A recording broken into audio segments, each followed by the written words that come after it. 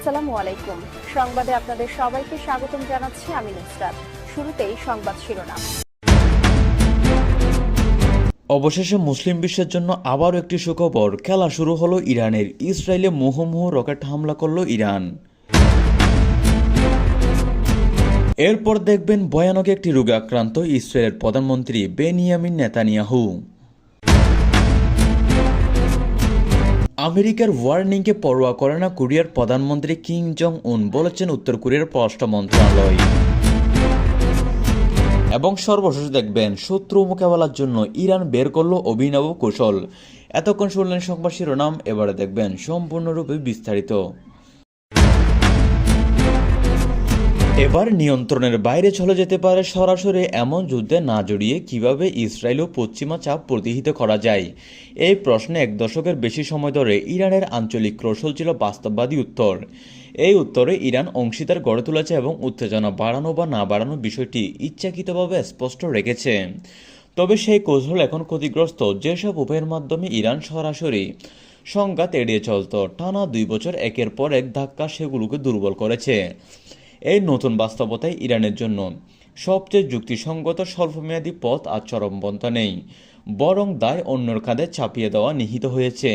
এই কৌশল অনুযায়ী যৌথ হুমকির মোকাবেলার খরচ অন্যদের গ্রহণ করতে দেওয়া হয়, যারা নিজেদের কারণে ক্রমেই ইসরায়েলের মুখোমুখি হতে বাধ্য হচ্ছে। দায় অন্যের উপর চাপিয়ে দেওয়া মানে নিষ্ক্রিয় থাকা নয়, এটি একটি সচেতন সিদ্ধান্ত, যেখানে কেউ নিজে প্রধান প্রতিরোধকারী না হয়ে ধরে নেয় যে অন্যর সামনে থেকে সেই দায়িত্ব বহন করবে। এই দায় শুধু সামরিক সংঘর্ষে সীমাবদ্ধ নয়, তা হতে পারে কূটনৈতিক ঝুঁকি নেওয়া, চাপ সৃষ্টি সংকেত দেওয়া, আকাশ প্রতিরক্ষা মোতায়েন, উত্তেজনা নিয়ন্ত্রণের দায়িত্ব নেওয়া কিংবা রাজনৈতিক ঝুঁকি বহন করা। যুক্তিটা সহজ, যখন কৌশলগত পরিবেশ এমন বদলায় যে অন্যদের জন্য পদক্ষেপ নেওয়া প্রণোদনা বেড়ে যায়, তখন নিজের শক্তি সম্পদ সংরক্ষণ করা হয়ে ওঠে যুক্তিসঙ্গত। এই যুক্তি তেহরানের কাছে আকর্ষণীয় হয়ে ওঠার পেছনে 3টি বড় ঘটনা কাজ করেছে।